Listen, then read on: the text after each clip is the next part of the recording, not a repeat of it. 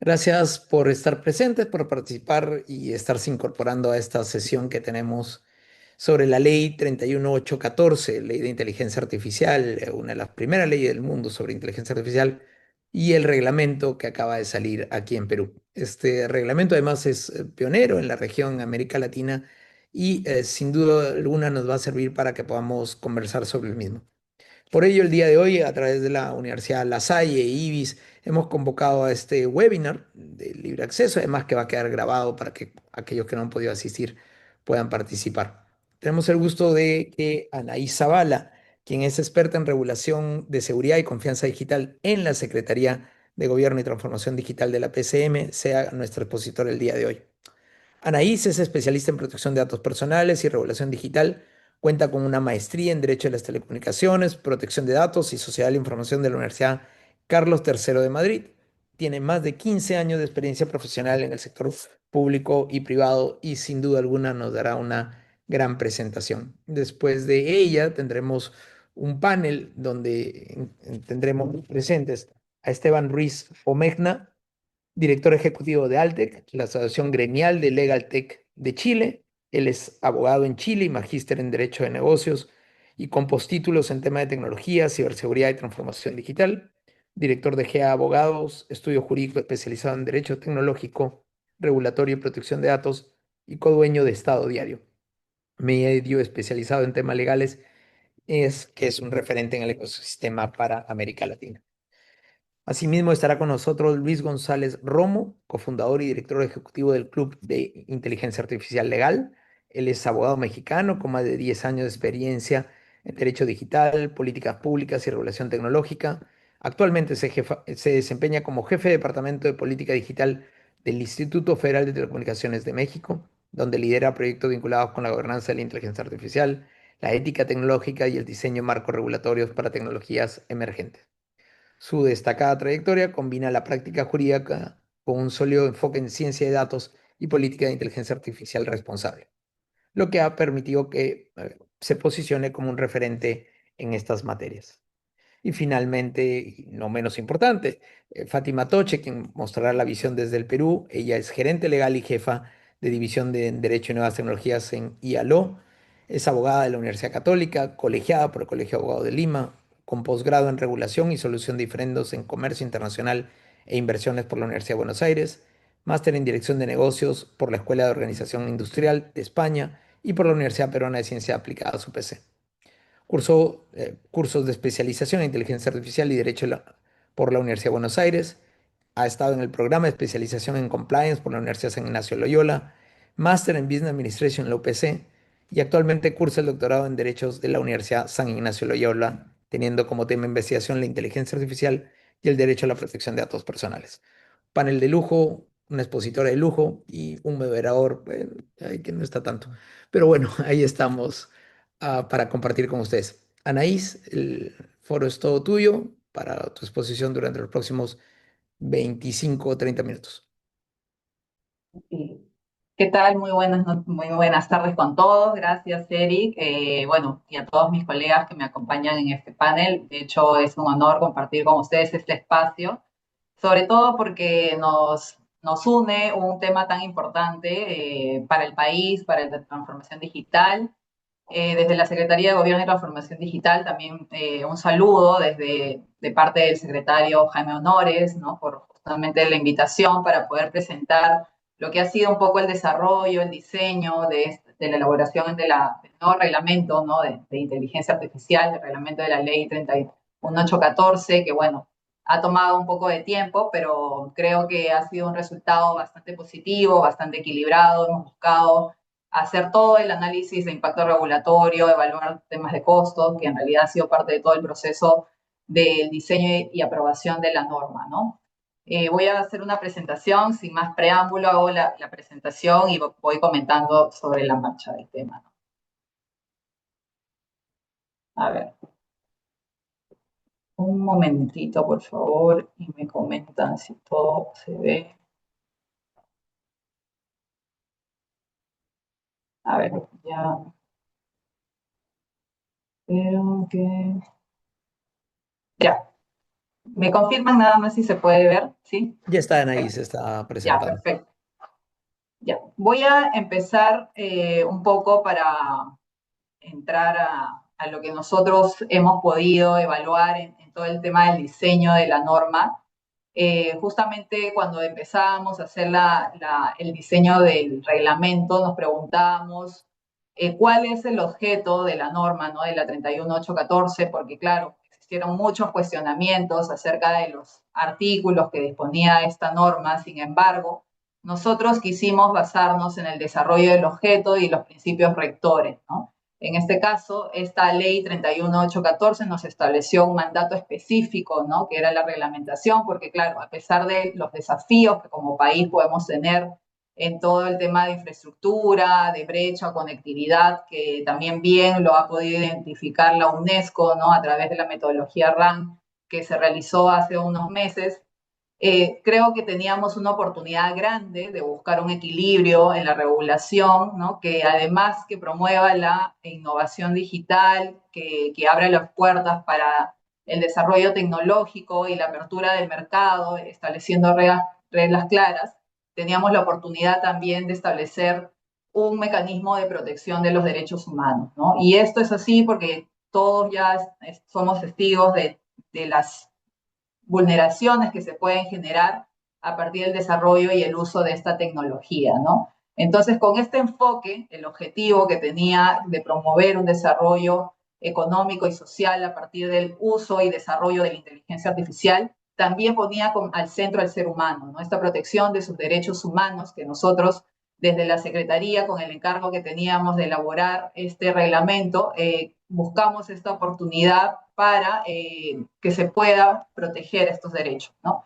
Entonces, con este mandato tenemos dos perspectivas. Uno, por un lado, como pueden ver, evaluamos todo el tema de los avances que se habían dado significativos sobre la implementación y el desarrollo de la inteligencia artificial.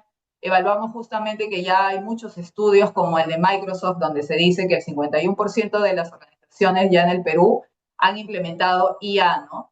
Entonces, como vemos, ya existe pues este desarrollo que va en incremento, pero aparte de este desarrollo es, bueno, tenemos las reglas claras, ese era nuestro gran reto y buscamos que esto estuviera establecido en las disposiciones, ¿no? Luego también por parte de la administración pública, en la última encuesta nacional de activos digitales se incorporaron preguntas para que las administraciones, para que las entidades de la administración pública puedan contestar respecto al desarrollo y uso de esta tecnología, ¿no? Y tenemos que de las 491 entidades, 81 reportaron que sí, ¿no? Que utilizaban algún componente de IA o que ya estaban desarrollando algún sistema. Podemos tener, tomamos ejemplos como el Poder Judicial, que tiene este asistente virtual que es sobre Curis, el Jurado Nacional de Elecciones, que es Elexia, que es para poder desarrollar resoluciones en poco tiempo, ¿no? Midagri, que es para la detección de plagas, y la Corte Superior de Justicia, que también es un asistente virtual que ayuda también al desarrollo de resoluciones. Pero en todo este desarrollo, nosotros lo único que teníamos como marco era la ley 31814 y bueno, los principios de la UNESCO que fueron aprobados en el 2021, las recomendaciones de OCDE, teníamos todo el marco internacional y también teníamos pues el marco regulatorio que ya había sido aprobado en Europa, pero esto de acá nos creaba un gran desafío al momento de establecer estas pautas para el desarrollo de la normativa aquí en el Perú. Dentro del análisis de impacto regulatorio que nosotros hemos realizado para la norma, pudimos evidenciar también esta, índices que nos permitieron sustentar el por qué realizamos este enfoque basado en los derechos humanos, ¿no? Tenemos que el índice global sobre responsabilidad de la IA habíamos obtenido como país una baja calificación de un 10.99 sobre 100, ¿no? Y como vemos, esto responde porque efectivamente no existían mecanismos para proteger estos derechos humanos. Además de ello, también las Naciones Unidas, en un reciente informe que ha sido aproximadamente en mayo de este año, advirtió justamente esta intersección que existe evidentemente en la implementación y desarrollo de los sistemas por parte de las empresas y los derechos humanos, ¿no? Como saben, existen pues los principios rectores para los derechos humanos y las empresas, y lo que dicen es pues que el Estado debe proteger los derechos humanos, y más ahora con todo el desarrollo de los sistemas de la IA, y también las empresas pues tienen el deber de garantizar esta protección, ¿no? Por otro lado, también tenemos los índices de Oxford Insight, en el cual Perú había retrocedido 2 posiciones en comparación del año 2023, y esto pues se debía a una falta de mecanismos para la gobernanza y tampoco no existían reglas claras acerca de la transparencia, la capacitación y otros aspectos claves, ¿no? Todas estas circunstancias fueron evaluadas al momento de realizar el análisis de impacto regulatorio y nuestro enfoque fue de aumentar los mecanismos para la protección de los derechos humanos. ¿Ok? Con esta premisa, quiero comentarles también cuál ha sido el trayecto de la aprobación del reglamento. Definitivamente hemos tenido la norma que se aprobó en el año 2023 y muchos decían, bueno, el tiempo es bastante largo, pero tenemos experiencias como el de la Unión Europea, que esto tardó años. Definitivamente no hemos buscado un enfoque que sea pues restrictivo como el que existe pues en la Unión Europea, sino más bien hemos buscado un enfoque que sea equilibrado, ¿no? Pero sin perder de vista la experiencia pues internacional que es bastante alta, ¿no? Entonces, este proyecto tuvo 2 publicaciones, una que se realizó en mayo y otra que se realizó en noviembre.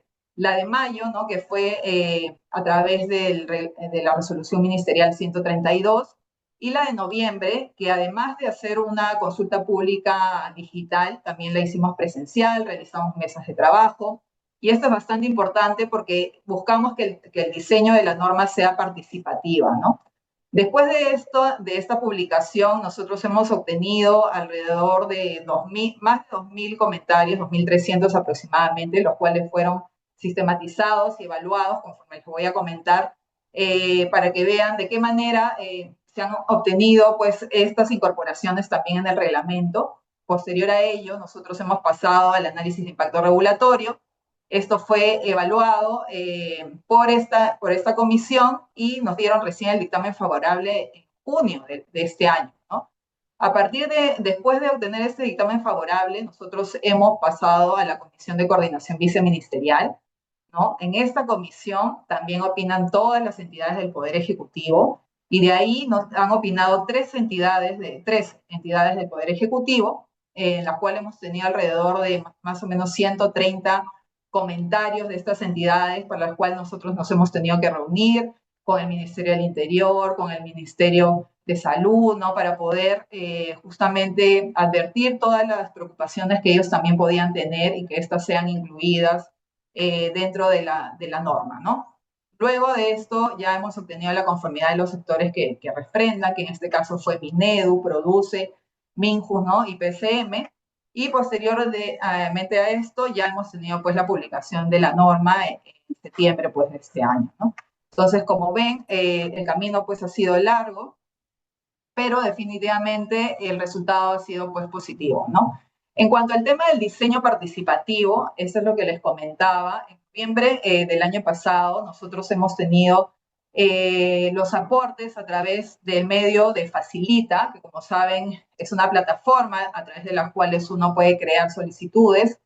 Y aparte de esto, las mesas de diálogo, que es lo que les comenté, en el cual convocamos a expertos de la academia, sociedad civil, empresas privadas y entidades, y fue bastante positivo porque estas preocupaciones que tuvieron se pudieron recoger en la norma, ¿no? Como pueden advertir, al final se acogieron totalmente un 10%, se acogieron parcialmente un 54% y no se acogieron solo un 34%. Esa matriz también con efectos de transparencia lo vamos a publicar en la página web para que ustedes también puedan advertir las evaluaciones que nosotros hemos podido realizar, ¿no? Aparte de esto, entre los aportes que se consideraron, que fueron incluidos en la propuesta normativa, está pues el tema de las definiciones que eran inexactas, ¿no? Como ustedes se acordarán, en la propuesta de noviembre del 2024 existían pues definiciones que no eran claras, ¿no? Para esto nosotros hemos revisado pues recomendaciones ahora de la OCDE, hemos revisado pues también las normas técnicas internacionales, ¿no? Como las ISO, que eso nos ha permitido sustentar de manera clara cuáles son las definiciones que estamos abordando, por ejemplo, para inteligencia artificial, que era un enfoque mucho más amplio pues en la ley, y mientras que ahora en el reglamento pues lo recogemos como una disciplina científica, ¿no? También tenemos el tema de el sistema basado en IA, que lo tomamos también de recomendaciones de la OCDE. También señalaban que existía pues la claridad sobre los principios rectores, sobre esos puntos nosotros hemos tomado las mejores referencias, las recomendaciones de OCDE, por ejemplo, y también de las de UNESCO, para poder incorporar lo que es supervisión humana, transparencia y rendición de cuentas, ¿no? Luego también se pedía mayor especificidad en la clasificación de los riesgos, porque claro, antes en la de noviembre era una norma que establecía clasificación de una forma más amplia. Luego también se señalaba que existía una falta de claridad en las obligaciones, porque claro, todas las obligaciones estaban muy dispersas, y lo que se hizo fue generar una nueva estructura del proyecto de reglamento que permite incorporar de manera clara tanto las obligaciones para el sector público como para el sector privado. Luego también se advirtió una falta de protección a los grupos vulnerables, y sobre este punto se creó de forma específica un artículo, ¿no?, que está ahora en el reglamento. Luego también se sugirió incluir roles específicos y también fueron incluidos como roles del oficial de datos personales, que ya han sido creados por otras normas, el oficial también de seguridad y confianza digital y el oficial de gobierno de datos, ¿no?, que son roles que ya existen por otras normativas del Sistema Nacional de Transformación Digital y de la normativa de protección de datos, pero que han sido incorporados dentro del marco de gobernanza de IA. Luego también se señaló sobre la superposición de competencias, porque como recordarán, también en la versión de noviembre del 2024 existía pues una falta de claridad en las competencias, por ejemplo, que tenía el INDECOPI o que tenía la autoridad de datos, ¿no? Entonces, eso también fue aclarado en esta versión aprobada. Esta es la forma en la cual ha quedado la estructura del reglamento. Como ven, tenemos el título 1 sobre las disposiciones generales, donde se define todo el objeto, la finalidad, el ámbito de aplicación, las definiciones y los principios, ¿no? El ámbito de aplicación aquí viene a ser el mismo, que es el que se encontraba en noviembre del 2024, donde el enfoque es un enfoque para el público y privado. Y eso es por qué, ¿no? Es algo que también se discutió y se sustentó bastante en la exposición de motivos, y también se ha sustentado en los comentarios que se realizaron en la consulta pública. Y esto se debe a que el objeto de la ley busca la protección de los derechos humanos a nivel nacional, y esto no se puede garantizar si solamente regulas el sector público, ¿no? La regulación, por eso, es de forma total para garantizar los derechos humanos a nivel nacional, ¿no? Luego, en cuanto al tema de los principios, que como les comenté, estos han sido aclarados también, porque se habla ahora de privacidad de los datos y no privacidad de la IA, ¿no?, que era un tema ahí que no estaba claro. También sobre el tema de transparencia, sobre el tema de sostenibilidad, ¿no?, que son los principios que están incluidos.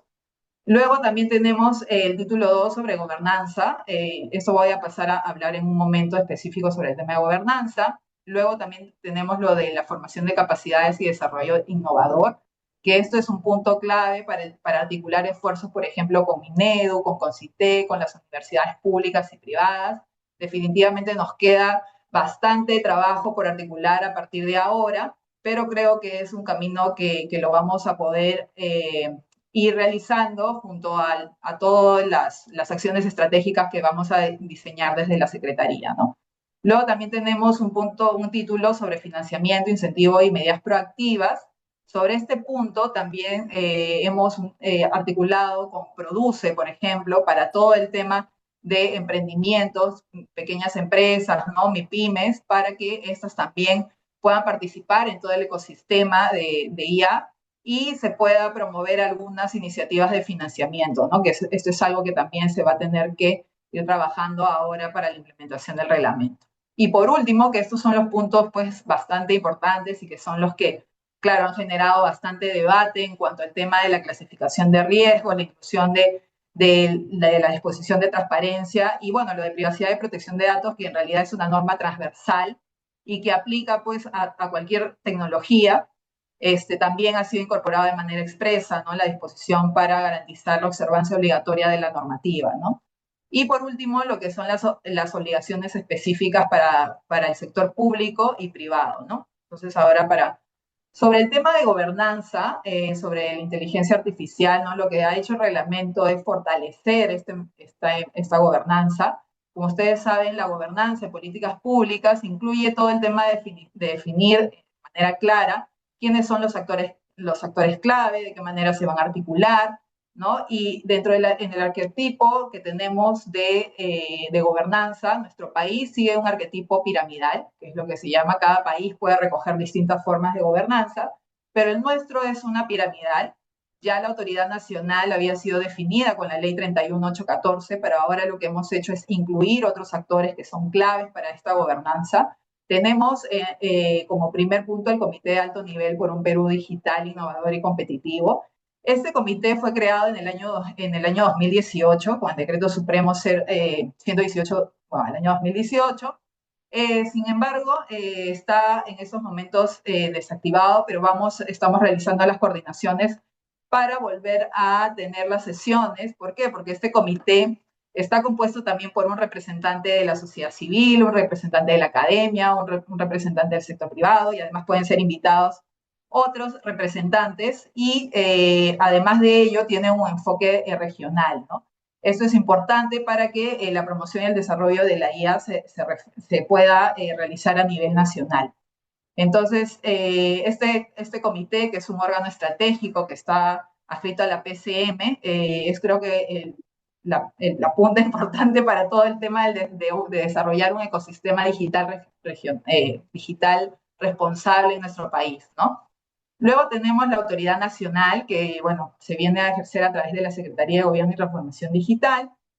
Luego tenemos también los comités de gobiernos de transformación digital, que estos han sido creados con el decreto legislativo 1412, y los oficiales, los roles que ya les comentaba hace un momento, que han sido creados con el decreto supremo 029-2021, y el oficial de datos, que ha sido pues reforzado con su decreto supremo el 016-2024, ¿no? Estos oficiales, de hecho, cumplen una acción estratégica dentro de sus organizaciones al momento pues que se vaya a utilizar, a desarrollar pues, sistemas de inteligencia artificial. Y por último, tenemos a las organizaciones del sector privado, la sociedad civil, la academia y otros actores relevantes para una sociedad digital, ¿no? Todo esto se viene desarrollando en el marco del Sistema Nacional de Transformación Digital. Nosotros tenemos que tener en cuenta que esta normativa de inteligencia artificial no se puede leer de una manera separada de todo el marco que ya tenemos en el ecosistema digital, sino tenemos que hacer una interpretación sistemática junto con todas las normas que ya tenemos aprobadas dentro del sistema nacional, que es el decreto legislativo 1412, su reglamento, y todas estas normas que ya generan este ecosistema digital para poder desarrollar las tecnologías pues, de una manera responsable y ética, ¿no? Además de ello, tenemos varios instrumentos estratégicos que nos van a ayudar a promover este desarrollo, que como tenemos el Centro Nacional de Datos, que ahora ya se está desarrollando también la Estrategia Nacional de Gobierno de Datos, que ustedes están invitados también a participar. La Secretaría ha hecho una publicación de esta estrategia que es bastante importante también para el país, porque saben que sin datos, pues no hay desarrollo de IA, ¿no? Entonces, creo que tenemos que también empezar a cooperar por ese lado. También tenemos el Centro Nacional de Seguridad Digital, ¿no? Tenemos también el Laboratorio de Gobierno Digital y lo que es políticas públicas, ¿no? La PNTD, ¿no? Que es la Política Nacional de Transformación Digital, la Estrategia y la Estrategia Nacional de Gobierno de Datos. Luego, para ir un poco ya a lo que es la clasificación de riesgos, como ustedes saben, esta clasificación lo hemos hecho en 3 niveles. Tenemos, por un lado, la clasificación que es considerada de uso indebido, ¿no?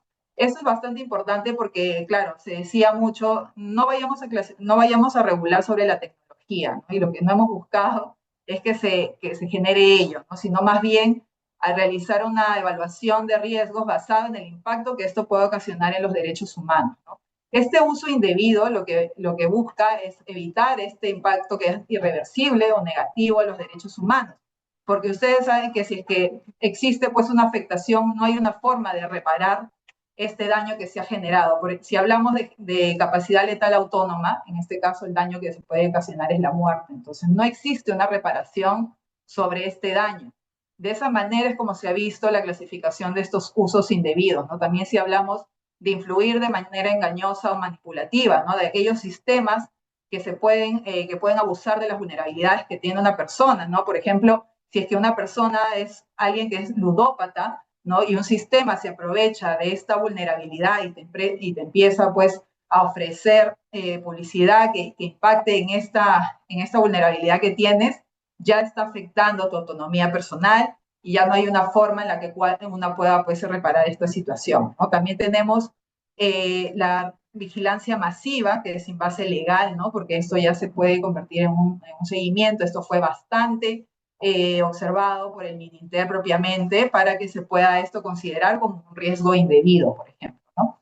Luego también analizar, clasificar e inferir datos sensibles de las personas, realizar identificación biométrica en tiempo real, salvo algunas excepciones, ¿no? En algunos supuestos hemos creado excepciones, como el tema de la identificación biométrica, que la excepción es para realizar autenticación digital o también para realizar pues investigaciones penales de acuerdo a determinados delitos que son considerados graves, ¿no? Por ejemplo, un tema de secuestro, ¿no? Entonces, en esas situaciones sí va a existir pues una excepción para que puedan realizar el desarrollo del sistema, pero con determinados controles, ¿no?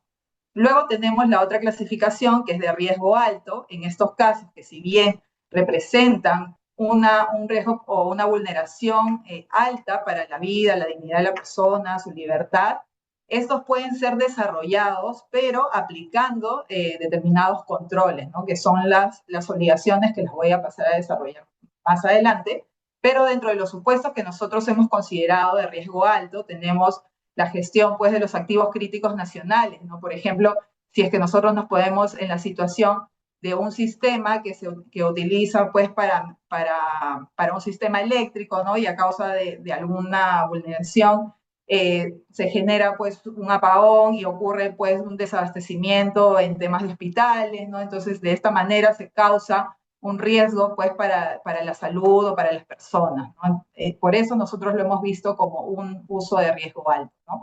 Luego también tenemos en evaluaciones de procesos de niños, niñas y adolescentes por ser un grupo vulnerable, ¿no? En el cual se pueda pues generar una afectación, también son considerados de riesgo alto para que se puedan aplicar las medidas respectivas. También en procesos de selección o contratación, en temas de programas sociales para no generar pues, mayores brechas o estigmatizaciones o generar mayores desigualdades, ¿no? También tenemos en el caso de evaluaciones crediticias para que no se generen también sesgos o discriminaciones, pues en el caso de que una institución financiera vaya a realizar una evaluación crediticia y solamente se base por lugar geográfico donde vive una persona, o algunos perfiles, no sé, que se haya buscado en redes sociales y de acuerdo a eso se determine o se dé una denegación de esta evaluación crediticia, ¿no? De situaciones como estas son las que se buscan evitar a partir de los controles que vamos a establecer, ¿no?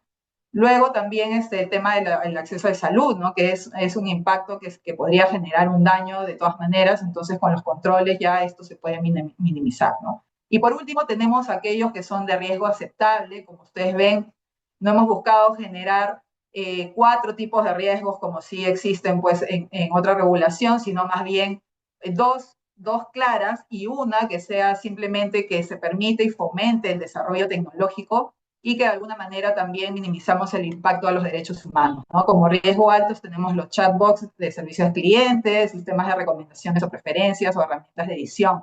Aparte de esto, toda la ciudadanía tiene la oportunidad de poder realizar una consulta a la Secretaría y se pueda aclarar algunos supuestos que puedan estar incluidos dentro de las clasificaciones que se han realizado y así pues evitar alguna interpretación que no sea la correcta, ¿no?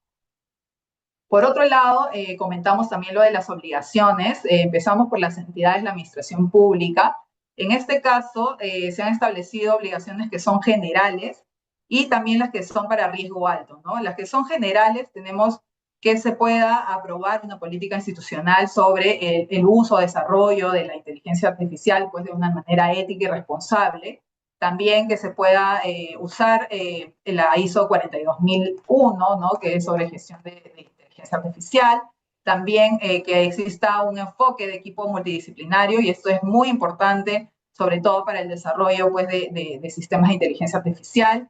También que exista publicación de datos, de evidencia para poder fomentar pues de datos que van a ser también fomentados por el Centro Nacional de Datos de acá de la Secretaría, fomentar también lo que es capacidades digitales, todo el tema también de las normas de publicación de uso de software libre. Y esto también fue un enfoque importante porque muchas preocupaciones se dieron en curso si es que de esta forma se estaba vulnerando la propiedad intelectual o el secreto comercial, ¿no? En esta posición fuimos claros y se agregó también esa excepción, ¿no? Sin afectar el secreto comercial o industrial de las empresas, ¿no?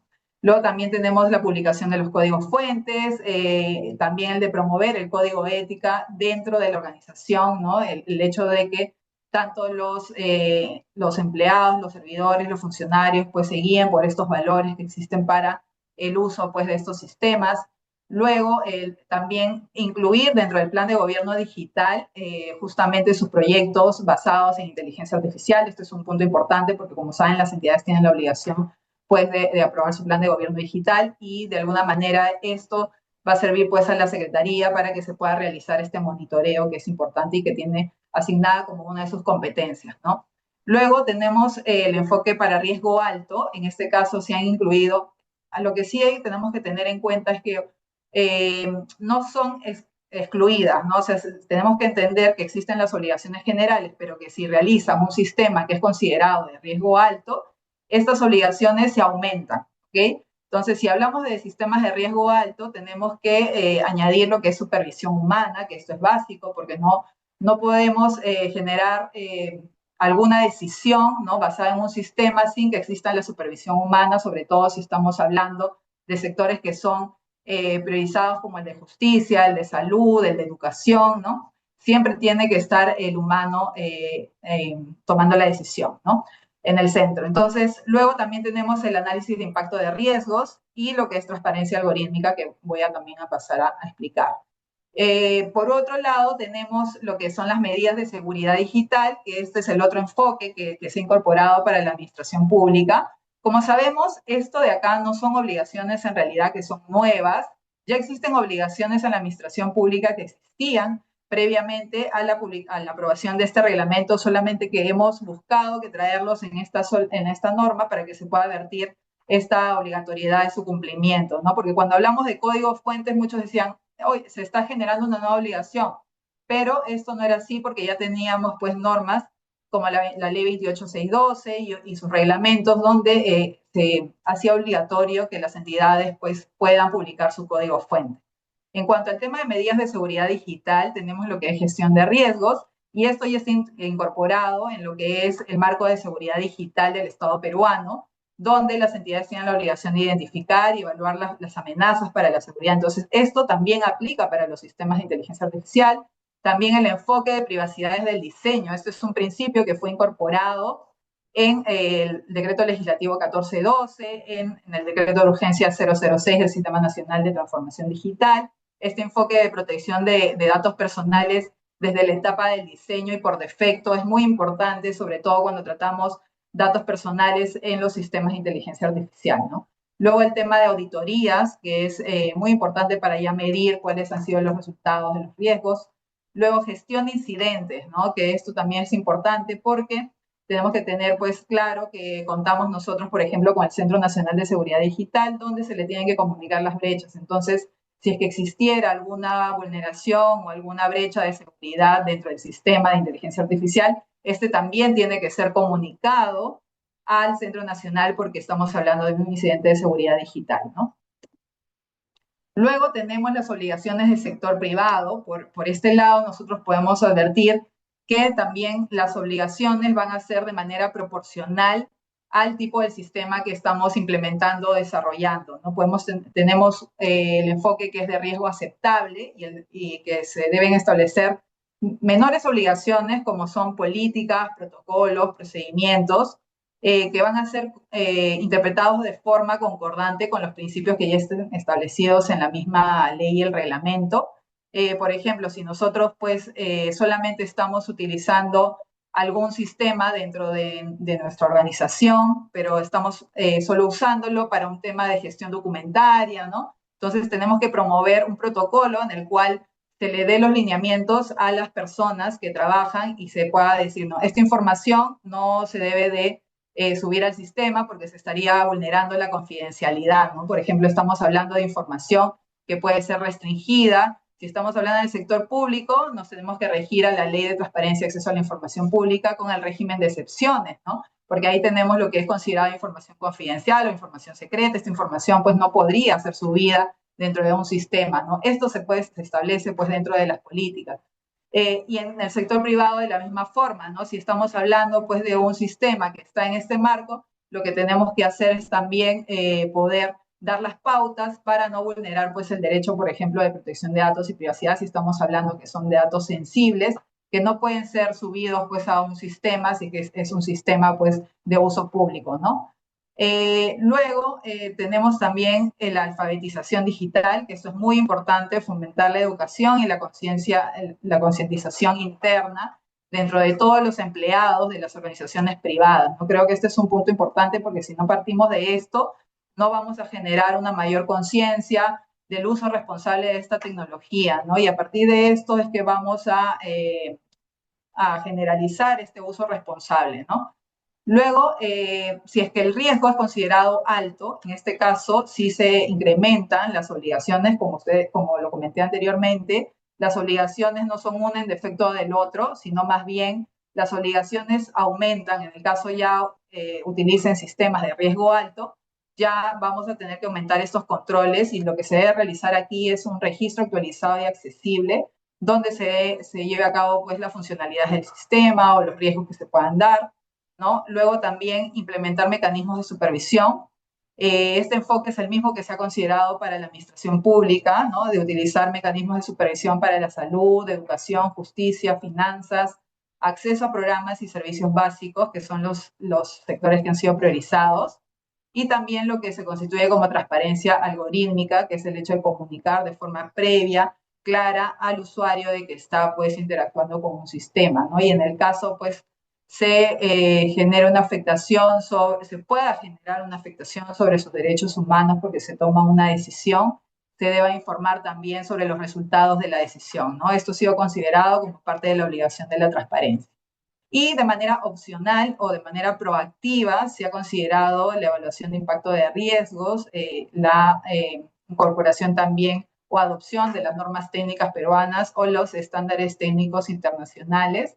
Esto de acá es bastante importante. Desde la Secretaría se va a buscar promover la adopción de estas normas técnicas para poder generar pues reconocimientos y que de esta forma generemos pues un ecosistema que sea responsable con, con también la participación pues, del sector privado, ¿no? Que es muy importante para todo este avance de la tecnología. Como sabemos, también estas obligaciones no se pueden entender de forma separada a otros marcos normativos que ya tenemos en el Estado peruano, ¿no? En este caso es el cumplimiento de la normativa de protección de datos, que se ha incorporado pues, un artículo específico sobre la observancia. Nosotros tenemos que tener en cuenta que esta incorporación de la norma tiene que ser implementado desde la etapa inicial del diseño del sistema hasta la etapa de la eliminación, porque es importante que se considere tanto en el modelamiento, en el diseño de los algoritmos y en el entrenamiento del sistema para que no se genere pues una vulneración de la privacidad en las personas, ¿no? Y también el enfoque de ética, ¿no? Para eso también la Secretaría tiene la tarea, ¿no? Se va a desarrollar estos lineamientos éticos que va a ser muy importante pues la participación tanto de la administración pública como de los privados, de la sociedad civil y de la academia, ¿no? Que lo voy a comentar también en un momento. En cuanto a la implementación, la norma ha buscado ser bastante equilibrada y se ha buscado un enfoque de adopción gradual. Y esto es importante para que las empresas, las entidades de la administración pública puedan prepararse en la adopción de las obligaciones. Pero es importante que también tomen en cuenta que la entrada en vigencia de la norma sobre la aplicación gradual no es para todas las disposiciones, conforme se ha establecido en el reglamento aprobado, es que la norma entra en vigencia a los 90 días hábiles y esto se cumple pues el 22 de enero del 2026, salvo los artículos 25 y el capítulo 1 del título 6 para las entidades de la administración pública, donde va a ser de forma gradual, ¿no? Por ejemplo, tenemos al Poder Ejecutivo, Legislativo y Judicial en el 2026, a los OCAS, que son los organismos constitucionalmente autónomos, también en el 2026. Pero si hablamos de gobiernos regionales y universidades públicas, en el 2027, luego también FONAFE o las empresas públicas, también en el 2027, otras entidades que están en los incisos 7, 8 del tubo de la LEPAC, también en el 2027, y por último van a estar los gobiernos locales tipos A, B y C, en el 2028, ¿no? Sobre los gobiernos locales que son considerados D, E y F, estos han sido considerados de forma facultativa y ellos lo van a adoptar conforme pues, a los recursos, porque sabemos pues que la brecha pues es diferente con ellos, ¿no? Entonces por eso esto va a ser adoptado conforme a sus capacidades y recursos. En cuanto al tema del sector privado, tenemos también una implementación gradual de las excepciones que les comenté, tanto del artículo 25, que es lo que es la obligatoriedad de transparencia algorítmica, y el capítulo 2, que está referido a las obligaciones específicas que tiene el sector privado. En cuanto a esto, la implementación va a ser de acuerdo a los sectores, ¿ok? Se ha considerado, por ejemplo, para lo que es sector salud, justicia, seguridad, economía, educación, finanzas, 1 año, lo que es transporte, comercio y trabajo, 2 años, producción, agricultura, energía y minería, 3 años, y todos los demás usos no incluidos, 4 años. Y aquellos que son considerados MIPES o emprendimientos innovadores tienen otra fecha de implementación en cuanto a estas obligaciones, y esta va a ser, por ejemplo, en el 2027 para aquellas pequeñas empresas que tengan ingresos anuales hasta 1.700 UITs, y en el caso de las microempresas que son hasta 150 UITs va a ser hasta el plazo del 2028, ¿no? Luego, en cuanto al tema de supervisión, desarrollo, implementación y uso de los sistemas, como han visto, el reglamento pues incorpora un capítulo sobre supervisión de los sistemas, ¿no? En este caso, muchos también de los comentarios y observaciones que tuvimos en la consulta pública es que la capacidad sancionatoria que debería tener la Secretaría. Sin embargo, como esto no fue incorporado en la ley 31814 y sabemos que para la facultad sancionadora esto se reserva por principio de ley, entonces no podríamos regular, no pudimos establecerlo así en el reglamento. Entonces hemos buscado los mecanismos alternativos que ya existen en el Estado peruano y aquellas entidades que sí cuentan con las competencias sancionadoras para que exista pues de alguna manera una protección efectiva de estos derechos, ¿no? Porque como bien sabemos, esta, al ser una tecnología, ya tiene otras materias que ya se encuentran reguladas. Entonces, en base al artículo 87 de la Ley de Procedimiento Administrativo General, que establece la colaboración de las entidades, hemos buscado que se pueda articular con estas entidades. Por ejemplo, si hablamos de la Autoridad Nacional de Protección de Datos Personales, esta autoridad lo que ya hace es garantizar un tratamiento adecuado dentro de los sistemas de inteligencia artificial, y se va a aplicar tanto la ley 29733 y su reglamento, ¿no? Si es que no existiera un tratamiento adecuado, por ejemplo, que se detecte que no se tomó el consentimiento de los datos personales de una persona a través de un sistema. En ese caso, ¿quién resultaría aplicable? Pues es la autoridad de datos. Y la persona va a tener la oportunidad tanto de denunciarlo de manera directa, o también podría comunicar esta afectación a través de la Secretaría, ¿no? Esta es una forma de poder verlo. Luego tenemos para el caso, por ejemplo, de la Contraloría, quien es encargada, tiene la potestad sancionadora de la responsabilidad administrativa funcional, y aquí pues rige lo que es la ley 27785, que es el Sistema Nacional de Control, y la ley 31288, donde tipifica estas conductas que son sancionables. Dentro de esta ley que tipifica las conductas infractoras, tenemos una de ellas que es la omisión o por defecto sobre el cumplimiento de las normas que integran los sistemas administrativos. Entonces, como ven, de alguna manera se estaría pues remitiendo estas omisiones de cumplimiento a la Contraloría General de la República para que ya en base a sus facultades fiscalizadoras y sancionadoras, a través de sus órganos de control, puedan realizar pues la determinación de las responsabilidades correspondientes si las hubiera, ¿no? Luego, por otro lado, tenemos el INDECOPI, ¿no? En este caso, el INDECOPI pues aborda los temas de protección al consumidor, de propiedad intelectual, también tenemos publicidad, ¿no? ¿Qué pasa si es que existe pues alguna publicidad que genera una influencia manipulativa, ¿no? A través de un sistema y este es generado a través de un sistema, ¿no? En este caso, podría aplicar el decreto legislativo 1044, que está referido al tema de represión de competencia desleal, que es sobre publicidad, ¿no? Y también está el decreto legislativo 807 sobre las competencias que tiene efecto del INDECOPI. Tenemos el decreto legislativo 822, referido a propiedad intelectual, y también el Código del Consumo, ¿no? Por el tema de propiedad intelectual, que son situaciones que todavía me imagino que el INDECOPI ya va a poder emitir pronunciamientos sobre el tema de la responsabilidad o la propiedad que pueda tener, por ejemplo, un diseño o alguna idea que se pueda generar a través del sistema, que es algo que todavía se viene discutiendo pues, a nivel internacional, ¿no?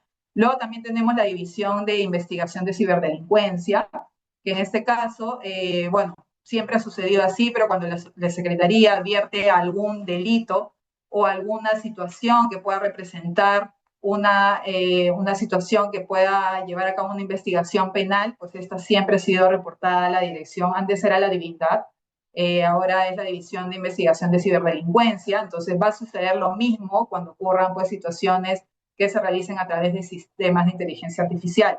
Y también tenemos pues el caso de otras entidades que puedan ser competentes, como SUNAFIL o SUSALUD, por asistir, por ejemplo, despidos o contrataciones arbitrarias que se puedan generar pues a través de un sistema sin que exista una intervención humana, pues en ese caso va a ser pues competente SUNAFIL, ¿no? Por tener competencias en materias pues laborales, ¿no?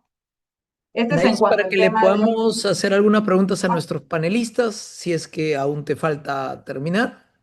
Ya, perfecto. ¿Le Si hacemos me las falta... preguntas o esperamos que No, no, termines? no, me faltan Dale, tres ok, diapositivas y acabamos. perfecto. Ya. Luego, en cuanto al tema de las acciones que puede realizar la Secretaría, también esto se ha abordado desde un enfoque proactivo, ¿ok? No va a haber un tema de recomendaciones, ¿no? De requerir información o alertas técnicas, como ya lo viene realizando, por ejemplo, el Centro Nacional de Seguridad Digital, sobre algún incidente que pueda alertar a la ciudadanía, ¿no? Lo mismo va a suceder en cuanto al tema de los sistemas, también se va a requerir información para verificar el cumplimiento y también para articular con los ESIR a nivel pues, de las organizaciones, ¿no? Esto es un poco nada más para mostrar, la ciudadanía va a tener dos canales, uno a través del canal directo de la IA Perú, que es un canal que se va a habilitar justamente para que las personas puedan denunciar sobre un tratamiento pues indebido, sobre sistemas que puedan estar vulnerando derechos o simplemente un incumplimiento pues de la norma. O también pueden pues denunciar directamente a las autoridades, que ya les comenté hace un momento, ¿no? Aquellas que sí tienen competencias en cada una de sus materias, para que puedan resguardar la protección pues de estos derechos. En cuanto a las próximas acciones, bueno, como les comentaba, tenemos todavía una articulación que realizar pues con Produce en temas pues de financiamiento, de promover financiamiento, sobre todo a MIPYMES, ¿no? Para que se genere un mayor desarrollo de inteligencia artificial. También tenemos al Minedu por el tema de promover la inclusión pues en las currículas nacionales sobre tecnologías y esto sea pues desde la educación básica regular. Luego también tenemos con CONCITEC todo el tema que es investigación y desarrollo, que también es un enfoque que lo hemos previsto en la norma. Luego tenemos como otra acción por desarrollar, son los lineamientos y directivas que tenemos pues pauteadas en el reglamento. Uno es el de transparencia, luego el de ética, sandbox regulatorio, ¿no? Y para ello estamos desarrollando desde la Secretaría promover un foro que sería un foro de discusión de proyectos normativos. En este foro lo que se va a promover es el intercambio de conocimientos y mejores prácticas a través pues del registro pues que se puedan realizar los expertos, representantes de academia y promover así una discusión sobre los proyectos normativos que se van a aprobar de manera pues con un enfoque pues digital y de inclusión de todas las múltiples partes interesadas, ¿no? También tenemos como próxima acción la implementación del Centro Nacional de Innovación Digital e Inteligencia Artificial, esto que se va a desarrollar a través de la Subsecretaría de Tecnologías y Seguridad Digital y de Servicios de Innovación Digital, que es algo que vamos a estar dando mayores resultados de manera próxima, ¿no? Luego también se van a emitir opiniones consultivas, esto a raíz también de aquellas dudas que tengan sobre la implementación de las disposiciones del reglamento y otras materias que también tengan sobre el Sistema Nacional de Transformación Digital, ¿no? Y lo de entornos de experimentación, que es algo que también va a ser bastante bueno para el Perú porque vamos a elaborar pues desde un diseño participativo con otras entidades y otros actores que son relevantes del sistema, todo el tema de la aprobación del proceso de selección y las postulaciones de los proyectos, que es un enfoque pues para incentivar los proyectos de inteligencia artificial, pero con un enfoque responsable y ético, ¿no? Que es lo que se busca. Con esto ya hemos terminado. Eric, muchas gracias más bien por la No, atención de gracias a todos. ti, Anaís, y vamos a proceder rápidamente a nuestros panelistas que tenemos. Una, quisiera preguntarle en primer lugar, además, a nuestros invitados extranjeros. Esteban, ¿cómo crees que esta regulación puede potenciar, una regulación similar puede potenciar el uso o el emprendimiento en general? O más bien una normativa de este tipo lo limita desde la perspectiva, el enfoque muy norteamericano de no regular, sino dejar que la tecnología avance, o irnos más hacia un modelo donde hemos avanzado en Perú, hacia un modelo europeo de regulemos y luego nos preocupamos de la innovación. Oye, primero, muchas gracias por la invitación. Creo que, me imagino que la entidad gubernamental tiene mucho para informar. Es un texto y un tema bastante profundo. Y es muy interesante que estén dispuestos a hacer estas cosas porque en definitiva el mercado, y en eso me refiero a la empresa, a la academia, la sociedad civil, las personas, siempre es positivo poder contar con la mayor cantidad de información sobre algo que nos está cambiando, nos va a seguir cambiando y va a transformar de manera importante la realidad de nuestros países, desde el punto de vista del empleo, desde el punto de vista de las cosas que estamos haciendo hoy en día al interior de la empresa, desde el punto de vista de usos privados. O sea, la inteligencia artificial es un tema muy relevante. Eh, Uno podría decir, esto es más que una herramienta, es algo que está transformando nuestras vidas, y empezar a explicar cómo se está regulando esto es necesario y es fundamental. Así que yo creo que ahí Anaís se debe haber quedado corta con todas las cosas que tenía que informar y decir, pero un aplauso por ese esfuerzo. Desde el punto de vista de lo que está pasando a nivel mundial, a nivel latinoamericano, ustedes claramente han dado un primer paso. Nosotros como país estamos en discusión de un proyecto de inteligencia artificial, está en primer trámite constitucional, quiere decir que está en la Cámara de Diputados todavía discutiéndose. Había avanzado muy rápido y a raíz también de alguna preocupación de distintos actores, y entre eso nos incluimos como asociación gremial, hicimos ver junto a otras asociaciones que, de que había que darse un respiro, que había que analizar bien esto, que estaba teniendo implicancias importantes, iba a tener implicancias importantes para el sector, y que por no hacer esto de manera apurada iba a resultar algo mejor. Eh, Finalmente el poder político, los diputados, entraron en una discusión un poco más profunda. Nosotros tuvimos cambio de ministerio de ministra de Ciencia, y eso también dio paso a un respiro. Nosotros como asociación hemos participado en bastantes instancias de discusión donde hemos sido llamados por el Ministerio de Ciencia, y para nosotros lo que señalamos es que esto efectivamente hay que regularlo. Para nosotros esto es algo importante, y sobre todo desde el respeto a los derechos humanos, al Estado democrático. Son valores que deben ser respetados, y sobre todo porque pueden ser trastocados por sistemas de inteligencia artificial.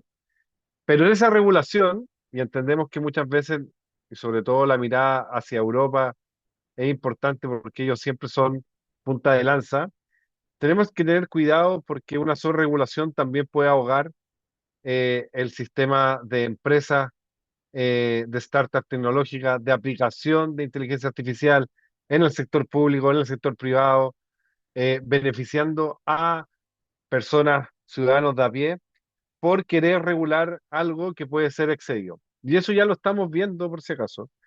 Y usted más que yo incluso sabrán que Europa está teniendo una revisión y está existiendo una discusión si es que el modelo regulatorio fue el adecuado. Eh, Porque finalmente, y esto también lo hicimos ver en algún momento, si hay un sistema regulatorio asfixiante o hay un sistema sobreregulatorio que no permite la innovación, finalmente nos vamos a quedar con poca tecnología aplicada, eh, empresas startups, y ya nosotros ya hemos visto acá, por lo menos en Chile, que está sucediendo, pueden empezar a alojar sus constituciones de sociedades fuera en jurisdicciones donde la legislación puede ser más laxa o puede ser, en definitiva, no tan completa como la que existe acá. Y en ese sentido me refiero específicamente a Estados Unidos, donde el debate gira hacia otras cuestiones. Entonces, para nosotros es súper cuidadoso, para nosotros esto es súper importante lo que está sucediendo en Perú, es algo que nosotros estamos mirando, es algo que en cierta medida la legislación se parece a lo que nosotros estamos discutiendo. Nosotros tenemos algunos vacíos todavía referente a cómo va a quedar en un reglamento, porque también la ley remite a un reglamento. Y en ese sentido, para nosotros es súper importante finalmente tener un resguardo, sí, pero que sea suficientemente flexible, porque además la inteligencia artificial está cambiando día a día. Esto todavía yo siento y lo vemos que está muy líquido. Entonces, hoy en día, tratar de ver cómo va a ser el futuro o resguardar o limitar ciertas cosas con el estado de arte como está hoy en día, puede ser también contraproducente. Por eso los sistemas deben ser flexibles, para adaptarlo a distintas realidades que van aconteciendo en el día a día. Perfecto, Esteban. Me sirve mucho esta respuesta para darle pie a Fátima y preguntarle, ya en el Perú tenemos una legislación recientemente modificada en protección de datos personales, tenemos temas pendientes en tema de ciberseguridad. ¿Cómo combinar esos temas que tienen ya autoridades responsables y temas de obligaciones legales por parte de las empresas que ahora van a tener también otras obligaciones y no solamente las empresas, también las entidades gubernamentales? ¿Cómo mezclar la ley de protección de datos personales, la normativa sobre ciberseguridad y ahora esta normativa de inteligencia artificial en este contexto? Sí, gracias por la pregunta, Eric. Y primero también felicitar a Anaís por la exposición y sobre todo a la Secretaría de Gobierno y Transformación Digital. ¿Por qué? Porque me consta la apertura que han tenido para discutir el reglamento. Yo he estado, creo que en todas las mesas de trabajo y he enviado comentarios en todas las convocatorias desde el estudio. Anaís es testigo de eso. Entonces, he podido ver que nos han abierto la puerta a sector público, sociedad civil y academia, cosa que no es común, ¿no? En otros sectores, en otros ámbitos. Y sobre todo han escuchado, ¿no? Porque como bien ella mostró, han tomado, obviamente no todos, porque no se puede tener todo en la vida, pero han tomado muchos de los comentarios que se hicieron en su momento. Entonces, aplaudo eso y ojalá más entidades públicas hicieran lo propio. Y efectivamente, ¿no? Tenemos que analizar este reglamento en el marco de todo un sistema de normas que generan una presión regulatoria en las empresas pequeñas, medianas y grandes, ¿no? Como la normativa de datos personales, la normativa vinculada a temas de ciberseguridad, el código de consumidor y ahora esto, ¿no? Y yo sí siento, pues como parte de alguien que asesora el sector privado, que hay un poco de una situación de preocupación o que las empresas sienten que están un poco a la deriva, ¿no? En cómo afrontar la regulación desde todos estos ámbitos, ¿no? Em, Cuando sobre todo no existe un conocimiento, digamos, exhaustivo de cómo funcionan estos sistemas de inteligencia artificial. Cómo es que te dan una respuesta, cómo es que procesan los datos personales, de dónde toman datos para su entrenamiento, sobre todo teniendo en cuenta que somos un país que más que desarrollar sistemas de inteligencia artificial, LLMs y demás, somos un país que los consume, los empaqueta y los adapta para situaciones que necesitamos. En ese sentido, cuando todavía ni siquiera teníamos un nivel de cumplimiento de la ley de datos personales, salió el nuevo reglamento, que para muchas empresas ha sido el punto cero, porque no habían implementado nada antes. Ahora viene la normativa de IA y creo que las empresas no necesariamente están en ese grado de madurez, ¿no? Para poder eh, incorporar estas obligaciones, y tal vez se requiere, además de pues, nosotros como abogados, dar el soporte, que se siente una presencia del sector público asesorando, capacitando, porque es complejo de entender. Por ejemplo, incluso yo misma me ponía a analizar este nivel de riesgo, riesgo alto, riesgo indebido, que incluso en la misma Unión Europea se está repensando, porque ahora con la IA agéntica, este reglamento y el reglamento europeo se hizo para un tipo de inteligencia artificial, digamos tipo LLM, y ahora tenemos IA agéntica que puede tener varios tipos de uso en un solo ciclo, ¿no? Y de manera autónoma. Entonces es más complejo regular eso, ¿no? Entonces, yo creo que la labor de educación, de capacitación por parte de la Secretaría de Gobierno Digital, no solo a la población en general, sino a los funcionarios públicos que van a tener que fiscalizar esta norma, y desde su ámbito, Indecopi, datos personales, ciberdelincuencia, van a tener que analizar casos vinculados a este tema. Se requiere un alto nivel de capacitación continua, ¿no? Que no necesariamente pues, es fácil de conseguir aquí en el país, con lo cual yo creo que se debe trabajar muy de la mano con comunidades que, a falta de presencia del Estado en el tema de educación, han aparecido espontáneamente comunidades eh, que tratan de capacitar a los grupos profesionales. Ahí seguro Luis les hablará de una en la que estamos trabajando juntos, pero el gobierno tiene que hacerse sentir, y sobre todo, y ya para terminar, tratar de evitar la duplicidad de trámites, de mesas de parte, por ejemplo, para reportar incidentes de seguridad que tienen que ver con IA. Existe también los reportes de incidentes de datos personales, existe el reporte de incidentes en el marco de confianza digital. O sea, tratar de, en esta cantidad de normas que tienen que gestionar las empresas, facilitarles la vida con mesas únicas, de partes únicas virtuales, y de alguna manera también uniformizar criterios y actuación de todas las entidades públicas que van a intervenir en el proceso de acompañamiento y fiscalización de la norma. Ese sería mi comentario. Muchas gracias. Gracias, Fátima. Y eso nos da espacio para que Luis, que además viene de México, un país muy que ha venido desarrollando de cerca mucho las telecomunicaciones. De hecho, una de las empresas más grandes de telecomunicaciones, los conglomerados de América Latina, surge en México, que es Claro. Pero además una normativa de telecomunicaciones que ha sido bastante cercana a los procesos en los últimas, diría, en las últimas décadas o en la última centuria. ¿Cómo se enfrenta el IFT? ¿Cómo enfrenta México el no tener ahorita una legislación de inteligencia artificial cuando en la realidad hay inteligencia artificial hasta en los WhatsApps que se tienen en los celulares? ¿Cómo los toma a México, o el enfoque que están teniendo es diferente al que se ha tenido aquí en Perú para la normativa? Luis. Eric, muchas gracias y muchas gracias por la invitación. Saludos a mis compañeros panelistas y a Anaís. Mira, realmente en México hemos tenido un acercamiento fuerte, ¿no? Se ha empezado a generar varias propuestas de ley, ¿no? Pero creo que, volviendo a la primera pregunta que se me hizo muy pertinente a lo tuyo, de algún modo sí existe todavía un trade-off entre innovación y regulación que ha sido eterno. En telecomunicaciones fue muy claro. Y creo que el IFT logró poner muy bien la balanza, ¿no? Entonces, a mí me gustaría mucho retomar lo que dijo Anaís, de algún modo, que lo que teníamos que buscar es un enfoque equilibrado, ¿no? O sea, no hay manera de que esto no se regule, ¿no? Y aparte se tiene que regular porque ya se está usando al día, la gente ya está utilizando la inteligencia artificial, pero como bien comenta Fátima, no hay una certidumbre jurídica de cómo hacerlo, ¿no? No hay una manera de saber si estoy cayendo o no en una responsabilidad, y por eso es importante regular, ¿no? El enfoque que yo he visto en las propuestas de ley es muy parecido al de la Unión Europea, ¿no? Y volviendo al tema, un enfoque que para la realidad mexicana se me hace muy desequilibrada, puesto que el enfoque europeo es bastante restrictivo, bastante proteccionista, ¿no?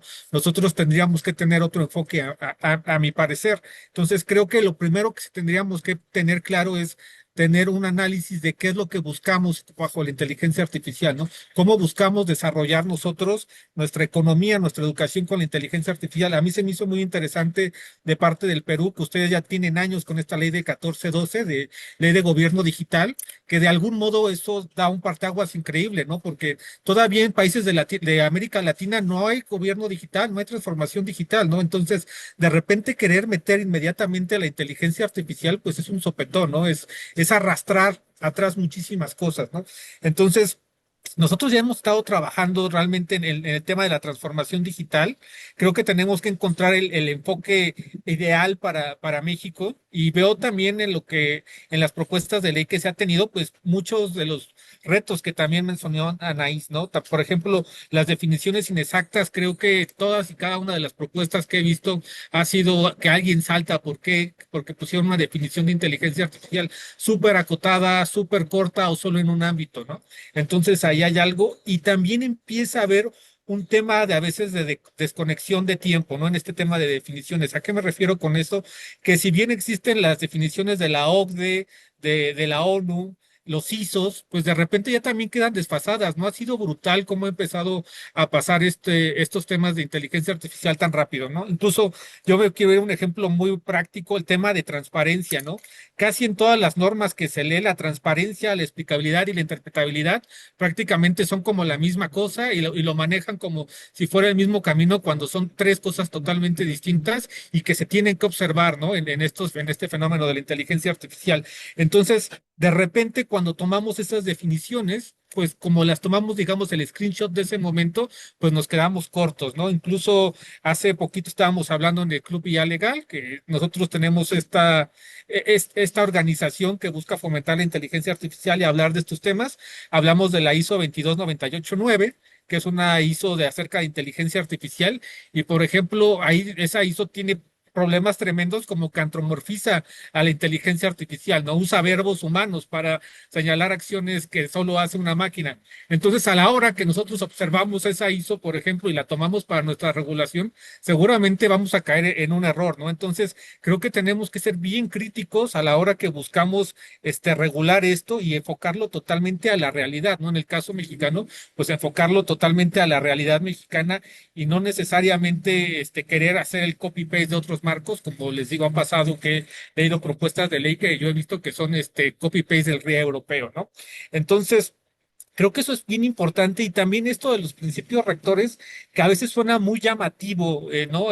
Aparte, vamos a decirle medio rimbombante, por ejemplo, los términos de transparencia o de replicabilidad, ¿no? Cuando la transparencia y la replicabilidad probablemente tendríamos que verlo bajo qué se está trabajando, ¿no? Igual la transparencia algorítmica también es un concepto que suena muy interesante como en una ley, pero de repente pensar, bueno, transparencia algorítmica, ¿qué pasa si de repente yo le explico a un usuario que estoy usando un algoritmo de Machine Learning bajo una técnica de PCA, que no puedo separar las variables y no puedo darle una explicabilidad del contexto tal cual, ¿no? O sea, aunque se lo puedas poner en papel, pues no le estás diciendo absolutamente nada, ¿no? O sea, no es transparente tampoco, porque no toda la población tiene ese conocimiento. Entonces, yo creo que lo que necesitamos a veces es un poquito aterrizar más a nuestro enfoque nacional, en el caso mexicano, para poder hacer una ley que sea, pues que sea funcional, ¿no? Luis, me sirve muchísimo y ahí es donde le pongo una pregunta a Anaís y casi casi para ya nuestros comentarios finales, una última ronda después de esto. Anaís, ahorita tenemos el reglamento que ha salido hace una semana, que tiene además un despliegue en el tiempo pronto, pero en el Congreso, en nuestro Congreso, tenemos 13 proyectos de ley que buscan modificar inclusive la ley originaria de donde se basa este reglamento. Am, la pregunta es, ¿qué pasaría si alguna de esas se vuelve ley por insistencia? ¿Cómo quedamos con los avances ya desarrollados, por un lado? Y segundo, si la Secretaría de Gobierno de Transformación Digital está más bien haciendo una actividad proactiva para que se queden en el archivo esas leyes y no desgasten este proceso larguísimo recuerdo simplemente como anécdota que en junio, que ya estaban listos, perdón, en julio, que ya estaban listos con un borrador que ya estaba yendo por la CCB, salió la norma técnica peruana sobre inteligencia artificial, pero que fue por un canal separado y tuvieron que retroceder un ratito para terminar de afinar. eh, ¿Cómo le van a hacer? ¿Cómo le van a hacer con estos 13 proyectos de ley que el Congreso quiere regular también inteligencia artificial?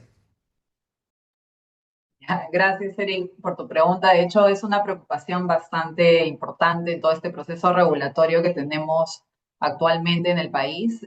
Bueno, definitivamente hay situaciones que nosotros, a pesar de que realicemos medidas proactivas, como bien estaba señalando, no todas las podemos controlar. Desde el Ejecutivo estamos enfocados en algunos proyectos que ya los tenemos claramente identificados, sobre los cuales vamos a insistir, sobre una postura que estamos ya desarrollando desde la Secretaría para poder mantener una misma línea de trabajo como la que hemos tenido para el reglamento. Y vamos a insistir con estos informes técnicos que de hecho nosotros tenemos facultades para emitir opiniones técnicas vinculantes sobre las materias que son competencia de la Secretaría, y esto incluye lo que es tecnologías digitales e inteligencia artificial, por supuesto. Entonces vamos a enfocarnos en esas medidas de acción para que todo este trabajo, que ha sido bastante largo, no se vea pues afectado o retrocedamos en una postura que ya estamos manejando, ¿no? Vamos a insistir también en las comisiones que hemos sido ya invitados para poder mostrar también la posición, como hemos sido invitados para otros proyectos de ley. De hecho, es un trabajo que vamos a articular bastante y estamos en esa ruta. Esperemos pues que no llegue pues este tema de la insistencia que pueda revertir esto ya avanzado, ¿no? Estamos en ello. De acuerdo, les voy a leer las 3 preguntas que llegaron y con eso, si las quieren responder, les pediría unos últimos comentarios, un par de minutos cada uno de ustedes. Se nos ha alargado un poco el tiempo y con esto cerramos. Las 3 preguntas que llegaron fue si hay algún tipo de certificaciones de acuerdo a la ley de inteligencia artificial que una empresa pueda certificarse en software, sobre todo para obtener. Segundo, Carla Magno nos pregunta qué debería tener o contener las evaluaciones de impacto de riesgos. Y finalmente, Rafael Humberto Cruz nos pregunta ¿cómo opinan ustedes sobre el uso de la inteligencia artificial en la defensa nacional? Y comenzaremos contigo, Anaís, y terminaremos en la misma ruta. Un par de minutos como máximo y cerramos. Estás muteada, Ana. Exacto. Sí, exacto. Sobre el tema de certificación, nosotros no hemos incluido temas de certificación ni en la ley ni en el reglamento. Lo que sí hemos incluido son reconocimientos, sobre todo para las organizaciones privadas, para el tema de las evaluaciones de impacto de riesgo, ¿no? Entonces, para estos casos ya se tendría que ver, pues, por parte de las organizaciones privadas que ven temas de las certificaciones ISO o las normas técnicas peruanas, ¿no? De ir por ese lado, ¿no? Eh, en cuanto al tema, la otra consulta es qué debería contener para el tema de las evaluaciones de riesgo. Este es uno de los trabajos que nosotros vamos a desarrollar desde la Secretaría, ¿no? Que está incluido lo que es el tema de los lineamientos para evaluaciones de impacto de riesgos, porque acá, claro, nosotros tenemos que considerar todas las etapas del diseño de los sistemas de inteligencia artificial, donde podamos aplicar esta gestión de riesgos, ¿no? Tanto desde la planificación, el diseño, desde la recopilación y la preparación de los datos, desde el desarrollo de los modelos, las pruebas, las validaciones, ¿no? Cada una de todas estas etapas que tiene el sistema, ¿no? Hasta su operación, mantenimiento y el retiro, va a tener distintas metodologías de gestión de riesgos. Entonces, todo esto va a ser incorporar a este trabajo que todavía tenemos por desarrollar, y ya pronto van a tener un poco más de detalles sobre esto, ¿no? Y por último, sobre el tema de la opinión de nuestros panelistas sobre el uso de la IA y defensa nacional. Bueno, en este caso, como han podido ver en el tema del reglamento aprobado, se ha creado una excepción para el tema del ámbito de defensa nacional. Sin embargo, eso no quiere decir que tienen una carta blanca, ya que se ha exceptuado, o sea, el tema de la excepción, a pesar de ello, tienen que cumplir pues con con los principios rectores del reglamento, ya sea pues el tema pues de ética, del tema de seguridad, ¿no? Que son principios que son importantes, sobre todo en temas de seguridad y defensa, ¿no? Eso es lo que les puedo comentar. Perfecto, Anaís, Gracias. gracias. Esteban.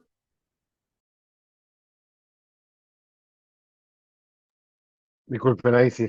Eh, o sea, yo no conozco el detalle, el proyecto, o sea, el reglamento de ustedes, pero y no voy a tener a contestar las preguntas, gente que sabe más de esto acá. Pero yo solamente eh, quiero hacer una última reflexión, invitándolo a todas las personas y a todo el ecosistema legal a tratar de estudiar estos temas, de ver cuáles son las implicancias, y también ahí al sector público y al ente regulador de poder tener normas que en definitiva sirvan para el desarrollo de los ecosistemas de startups tecnológicos en Latinoamérica. Yo creo que claramente Latinoamérica no va a ser un creador de modelos de inteligencia artificial, eso está enfocado en Estados Unidos, China, básicamente poco en Europa.